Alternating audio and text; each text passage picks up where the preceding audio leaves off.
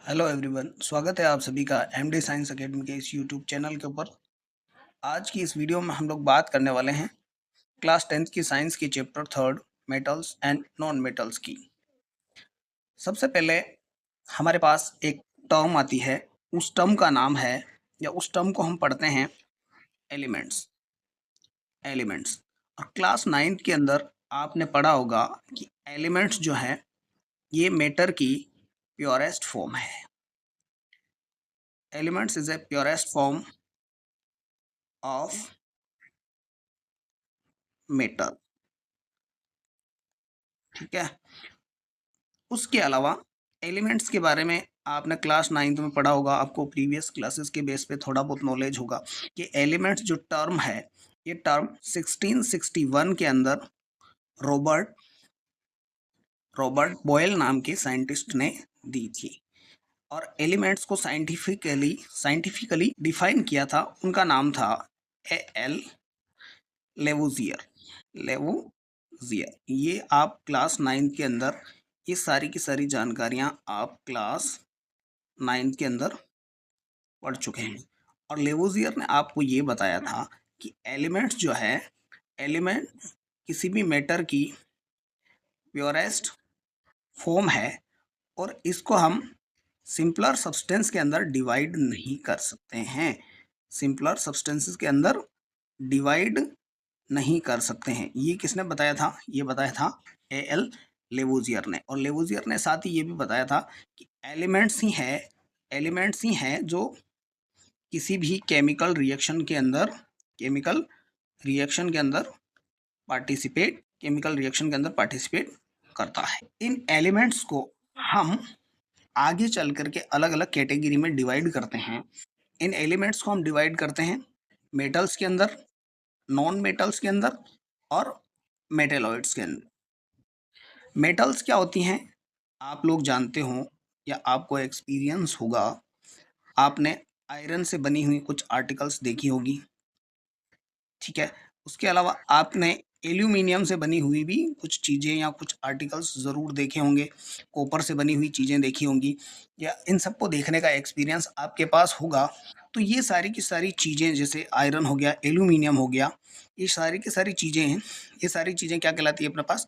Metals कहलाती हैं। उसके अलावा नॉन मेटल्स के बारे में, ये मोस्टली नॉन मेटल्स जो हैं ये मोस्टली होती है अपने पास गैसेस होती हैं। और इसके अलावा कुछ सॉलिड सब्सटेंस भी हैं और कुछ लिक्विड सब्सटेंसेस भी हैं हमारे पास जो नॉन मेटल होते हैं। लेकिन मोस्टली ये ज़्यादातर गैसेस होती हैं जिनके बारे में जैसे आपने सुना होगा। नॉन मेटल्स के एग्जांपल हैं अपने पास, जैसे ऑक्सीजन हो गया, जैसे नाइट्रोजन हो गया आदि। ये सारी गैसेस जो हैं ये सब के सब नॉन मेटल्स हैं। उसके अलावा मेटलॉइड्स क्या होते हैं? वो एलिमेंट्स या वो सब्सटेंसेस जो मेटल और नॉन मेटल दोनों की प्रॉपर्टीज शो करते हैं, उनको अपन बोलते हैं मेटलॉइड्स। जैसे अपने पास हो गया मेटलॉइड्स के अपने पास एग्जांपल हो गए, जैसे बोरोन हो गया, ठीक है, सिलिकॉन हो गया, जर्मेनियम हो गया। ये कुछ चीज़ें हैं, ये सारी की सारी चीज़ें क्या कहलाती है? ये सारी की सारी चीज़ें मेटलॉइड्स हैं। तो अब आप समझ गए होंगे कि एलिमेंट्स जो हैं वो किसी भी मैटर की सबसे प्योरेस्ट फॉर्म है। एलिमेंट्स टर्म सबसे पहले 1661 के अंदर रॉबर्ट बॉयल नाम के साइंटिस्ट ने दी थी। उसके बाद में एक साइंटिस्ट आए थे एल लेवुजियर, जिन्होंने एलिमेंट्स को साइंटिफिकली डिफाइन किया था और ये बताया था कि एलिमेंट्स जो है मैटर की प्योरेस्ट फॉर्म है और या सब्सटेंसेस की प्योरेस्ट फॉर्म है, और यही केमिकल रिएक्शन के अंदर पार्टिसिपेट करती है या पार्टिसिपेट करते हैं, जिसको हम आगे फर्दर डिवाइड नहीं कर सकते। चलिए, तो आज की इस वीडियो लेक्चर के अंदर या आज की इस वीडियो के अंदर हम बात करेंगे मेटल्स और नॉन मेटल्स के बारे में। तो आइए स्टार्ट करते हैं आगे की क्लास। और सबसे पहले हम देखते हैं मेटल और नॉन मेटल के अंदर क्या क्या डिफरेंसेस होते हैं। आज की इस क्लास में हमारा जो मोस्टली विज़न रहने वाला है वो ये है कि हम मेटल्स और नॉन मेटल्स के अंदर डिफरेंसेस के बारे में बात करेंगे और उनसे रिलेटेड कुछ इंटरेस्टिंग फैक्ट जानेंगे। शुरू करते हैं इसको, आगे देखते हैं क्लास को और क्लास में आगे बढ़ते हैं। चलिए, अब हम देखते हैं मेटल्स और नॉन मेटल्स में डिफरेंस। हम कुछ प्रॉपर्टीज देखेंगे, उन प्रॉपर्टीज के बेस पर मेटल्स और नॉन मेटल्स में डिफरेंस करने की कोशिश करेंगे। फर्स्ट प्रॉपर्टी हमारे पास आती है अपीरियंस। अपीरियंस का मतलब मेटल्स या नॉन मेटल्स हमें दिखाई कैसे देते हैं, किस तरह से अपीयर होते हैं हमारे सामने। तो आप लोगों को मेटल की कुछ चीज़ें, जैसे आपने स्टील से बने हुए कुछ आर्टिकल्स देखे होंगे घर पे, आपके वेसल्स वगैरह, कुकिंग वेसल्स वगैरह हैं जिनको हम सब लोग अपने घरों में यूज़ करते हैं, तो वो स्टील से बने हुए हैं। स्टील क्या है? स्टील जो है अपने पास एक अलॉय है जिसके बारे में हम आगे बात करेंगे। और स्टील के जो आर्टिकल्स हैं वो मेटल्स ही हैं। इसका मतलब मेटल्स की जो अपीरियंस है या मेटल की जो चीज़ें हैं वो हमें जनरली कैसी दिखाई देती है? सामान्यतः वो शाइनी दिखाई देती है। शाइनी का मतलब मेटल्स जो हमारे पास होती है वो होती है लस्ट्रस होती है। लस्ट्रस का मतलब चमकीली। लस्ट्रस का मतलब क्या होता है? लस्ट्रस का मीनिंग होता है चमकीली, यानी कि मेटल अपनी प्योर फॉर्म में, मेटल्स अपनी प्योर फॉर्म में या मेटल की सरफेस उनकी प्योर फॉर्म में शाइनी होते हैं, जिसे हम बोलते हैं मेटेलिक लस्टर। उसके अलावा जो हमारे पास नॉन मेटल्स हैं, नॉन मेटल्स वो यूजुअली डल होते हैं, नॉन लस्ट्रस होते हैं। उनकी सरफेस के ऊपर हमें कोई चमक दिखाई नहीं देती है। लेकिन हमारे पास एक एक्सेप्शन मिलता है, एक एक्सेप्शन मिलता है जो कि है आयोडीन। आयोडीन नॉन मेटल है बट वो लस्ट्रस होता है। तो आपको ये फैक्ट ध्यान रखना है। एक ऐसी नॉन मेटल आपसे पूछी जा सकती है जो कि लस्ट्रस है, तो आपको आंसर देना होगा आयोडीन। चलिए आगे बढ़ते हैं। दूसरी बात करते हैं हम फिजिकल स्टेट। मेटल और नॉन मेटल की फिजिकल स्टेट कैसी होती है? फिजिकल स्टेट का मीनिंग आप लोग जानते ही हो, भौतिक अवस्था। यानी कि हम उसको देखते हैं तो वो कैसे दिखाई देते हैं। मेटल आप लोग जानते हो, मेटल मोस्टली मेटल जो है वो सारी की सारी क्या होती है? सॉलिड्स होती है। मोस्टली मेटल्स सॉलिड होती है। लेकिन आप जानते होंगे, आपने प्रीवियस क्लास में, 9th क्लास में जब एलिमेंट्स को अलग अलग कैटेगरी में डिफाइन किया था, तो आपने ये भी ज़रूर पढ़ा होगा कि मर्क्यूरी एकमात्र ऐसा मेटल है जो रूम टेम्परेचर के ऊपर लिक्विड स्टेट में पाया जाता है। और हमारे पास जो नॉन मेटल्स है वो नॉन मेटल, सॉलिड, लिक्विड और गैस तीनों स्टेट के अंदर हमें मिलती है या पाई जाती है। नेक्स्ट प्रॉपर्टी हमारे पास आती है वो है मेलिएबिलिटी। मेलिएबिलिटी का मतलब क्या है? जैसे हमारे पास, मान लीजिए आप, हमारे पास कोई भी मेटल है, मान लो जैसे आयरन है, ठीक है, सॉरी आयरन है। अब क्या करते हैं हम, इस आयरन की, जो भी हमारे पास आयरन है उसको अगर हम किसी भी हैमर से, किसी भी हैमर से अगर हम उसको बीट करते हैं या उसको पीटते हैं, तो आप लोग देखेंगे कि उस आयरन की जो है एक पतली सी शीट बन जाएगी। और इसी प्रॉपर्टी को हम लोग क्या बोलते हैं? इसी प्रॉपर्टी को हम लोग बोलते हैं मेलिएबिलिटी। कहने का मतलब यह है कि हमारे पास जो भी मेटल्स होती हैं वो सारी की सारी मेटल्स कैसी होगी? मेलिएबल होगी। यानी कि हम उनको बीट कर करके, उनको पीट कर करके, किसी भी हैमर से पीट करके उनको हम थिन शीट्स में कन्वर्ट कर सकते हैं। ये मेटल्स की ये प्रॉपर्टी कहलाती है आपके पास मेलिएबिलिटी। तो मेटल्स मोस्टली, हमारे पास जो मेटल्स हैं वो मेलिएबल होती है।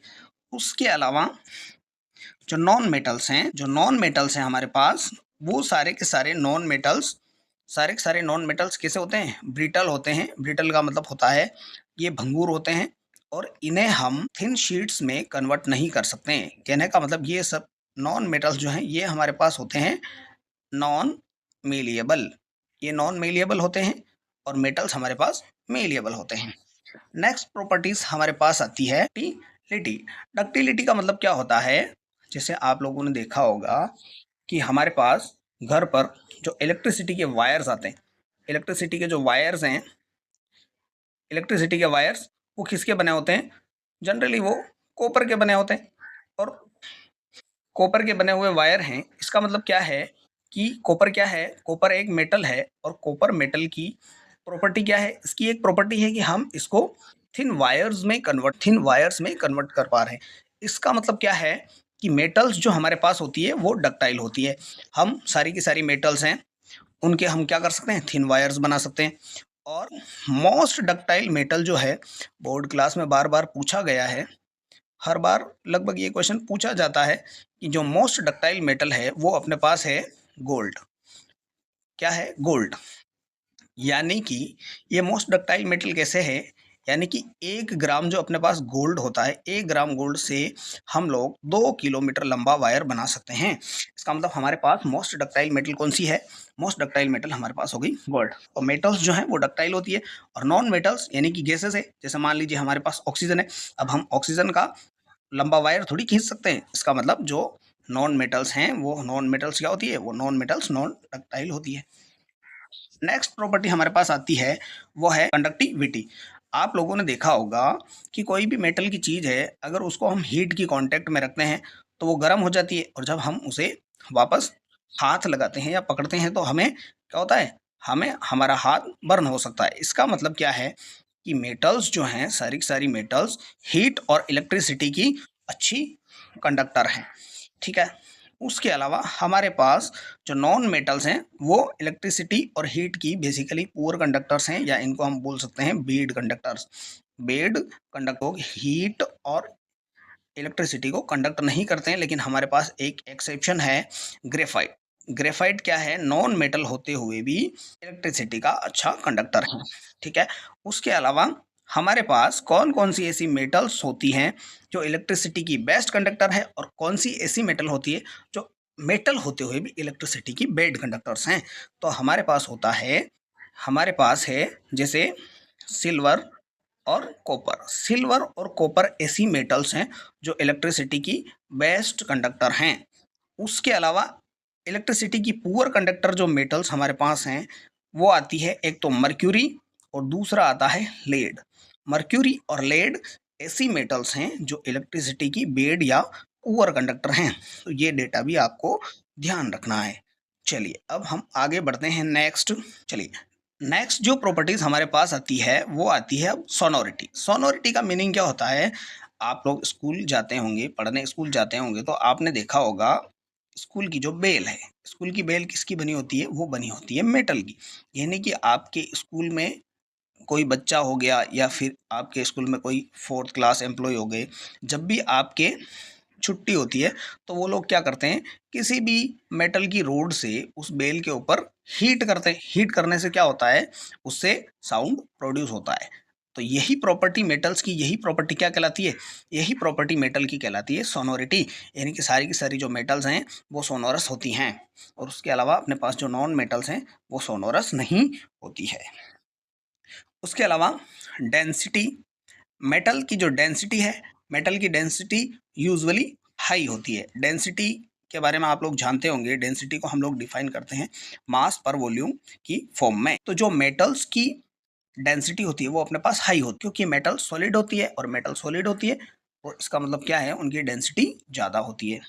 उसके अलावा नॉन मेटल्स जो हैं हमारे पास, नॉन मेटल्स की डेंसिटी लो होती है, या नॉन मेटल्स की डेंसिटी हमारे पास कम होती है। अब हमारे पास नेक्स्ट प्रॉपर्टी जो आती है, इनमें हम डिफरेंस करते हैं नेक्स्ट प्रॉपर्टी के बेस पे। वो प्रॉपर्टी हमारे पास आती है मेल्टिंग पॉइंट और बॉइलिंग पॉइंट। तो आप लोग जानते हैं, हम लोगों ने जो मेटल की चीज़ें देखी है, जैसे हमने आयरन आर्टिकल्स देखा है, आयरन के आर्टिकल्स देखे होंगे। अब आप लोग ही सोच करके बताइए कि अगर हम आयरन की किसी चीज़ को हीट देते हैं, उसको हम हीट देते हैं, उसको हम गर्म करते हैं, तो आयरन जो है वो इजीली मेल्ट हो जाएगा क्या, नहीं होगा। इसका मतलब क्या है, इसका मतलब ये है कि हमारे पास जो मेटल्स होती हैं, मेटल्स के मेल्टिंग पॉइंट और बॉइलिंग पॉइंट जनरली क्या होते हैं, हाई होते हैं, और नॉन मेटल्स के मेल्टिंग पॉइंट और बॉइलिंग पॉइंट्स कैसे होते हैं, हमारे पास लो होते हैं। नेक्स्ट प्रॉपर्टी जो अपने पास आती है, या नेक्स्ट प्रॉपर्टी जो हमारे पास आती है वो है नेचर ऑफ ऑक्साइड्स। इनके ऑक्साइड की नेचर, ऑक्साइड के नेचर का मतलब जब मेटल्स हैं वो ऑक्सीजन से कांटेक्ट करेगी या ऑक्सीजन के साथ रिएक्ट करेगी तो इनके ऑक्साइड कौन सी नेचर के बनेंगे। तो मोस्टली मेटल के जो ऑक्साइड्स हैं वो बनते हैं अपने पास बेसिक नेचर के। कौन सी नेचर के, बेसिक नेचर के बनते हैं, या फिर एम्फोटेरिक नेचर के बनते हैं। इसी चैप्टर में हम आगे पढ़ेंगे कि एम्फोटेरिक ऑक्साइड्स क्या होते हैं। नेक्स्ट नेक्स्ट जो लेक्चर होगा अपना, उसमें जब हम मेटल की और नॉन मेटल की केमिकल प्रॉपर्टीज़ के बारे में बात करेंगे तो हम उसमें एम्फोटेरिक ऑक्साइड्स के बारे में भी बात करेंगे। उसके अलावा अपने पास जो नॉन मेटल्स हैं, नॉन मेटल के ऑक्साइड एसिडिक नेचर के होते हैं। जैसे अपने पास मान लो कार्बन डाइऑक्साइड हो गई, तो कार्बन डाइऑक्साइड की नेचर कैसी हो गई, इसकी नेचर हो गई एसिडिक हो गई। अब आप लोगों ने एसिड रेन के बारे में पढ़ा होगा, तो आप लोग पता करो कि एसिड रेन जो है, एसिड रेन का क्या रीज़न है, एसिड रेन का क्या रीज़न है। तो ये आप लोग खुद डिस्कवर करें और हमें कमेंट करके वापस आंसर ज़रूर दें। उसके अलावा नेक्स्ट जो आती है अपने पास प्रॉपर्टी, वो आती है इलेक्ट्रॉन। इलेक्ट्रॉन टेंडेंसी का मतलब ये है, जो हमारे पास मेटल्स होती हैं, वो मेटल्स क्या करती है, मेटल्स इलेक्ट्रॉन को डोनेट कर देती है, मेटल्स इलेक्ट्रॉन को डोनेट करती है, और डोनेट करने की वजह से सारी की सारी मेटल्स जो हैं वो पॉजिटिव आयंस बनाती हैं।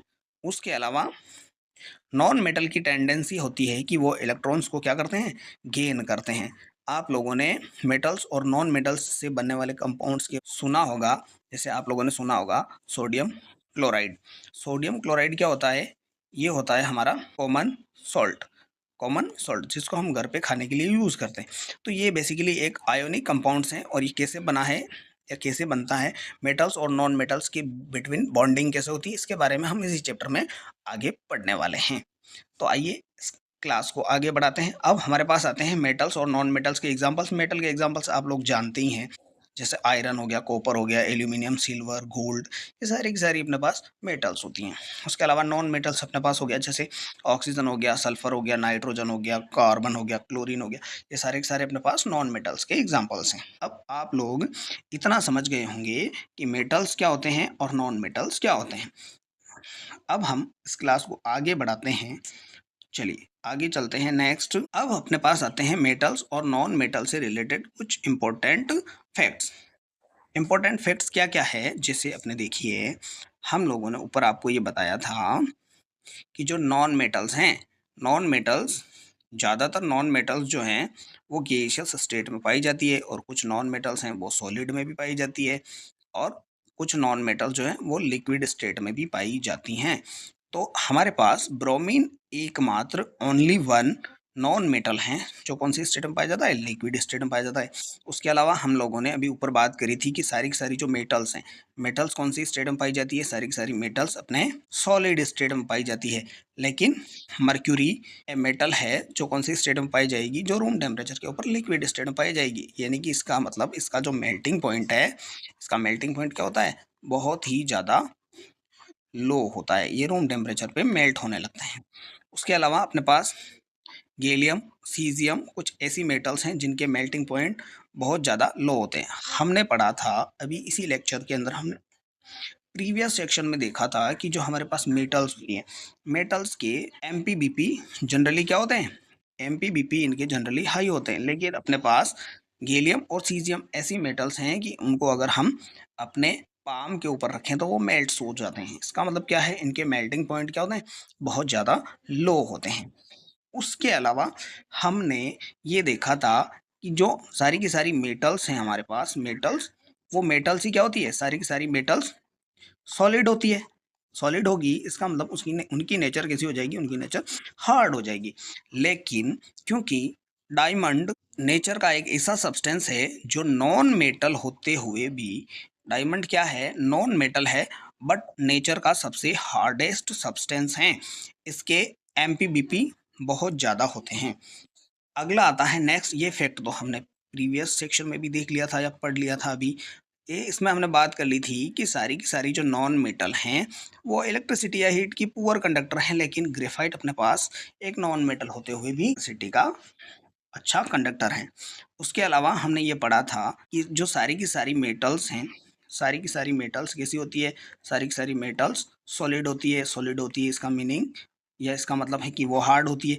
लेकिन अपने पास अल्काली मेटल्स होती हैं, जैसे कि सोडियम हो गया, जैसे कि सोडियम हो गया, जैसे कि अपने पास लिथियम हो गया, लिथियम हो गया, या अपने पास जैसे कि पोटेशियम हो गया। ये सारी चीज़ें या ये सारी मेटल्स, ये सारी अल्काली मेटल्स, ये अल्काली मेटल्स क्या होती हैं, इनकी डेंसिटीज़ या इनके मेल्टिंग पॉइंट क्या होते हैं, इनकी डेंसिटीज़ या इनके मेल्टिंग पॉइंट बहुत ज़्यादा लो होते हैं। इनकी डेंसिटीज़ और इनकी मेल्टिंग पॉइंट बहुत ज़्यादा लो होते हैं। ये बहुत सॉफ्ट होती हैं, ये सारी की सारी सॉफ्ट मेटल्स हैं। इसका मतलब अपन इनको नाइफ से भी कट कर सकते हैं। आज की इस सेक्शन के अंदर इतना ही। अब नेक्स्ट लेक्चर के लिए तैयार रहिए, और उसके लिए आपको एमडी साइंस एकेडमी की यूट्यूब चैनल को सब्सक्राइब करना है, और ये वीडियो अगर आपको अच्छी लगती है तो इस वीडियो को आप अपने फ्रेंड्स के साथ भी शेयर करें और इस वीडियो को देखने के बाद क्लास 10th की साइंस की चैप्टर 3 के अंदर फिजिकल प्रॉपर्टीज ऑफ मेटल्स के बाद में जो कुछ क्वेश्चंस दे रखे हैं उन क्वेश्चंस को आप करने की कोशिश करिए और कमेंट में हमें ज़रूर बताइए कि इस वीडियो को देखने के बाद आप उन क्वेश्चंस को कर पा रहे हैं या नहीं कर पा रहे।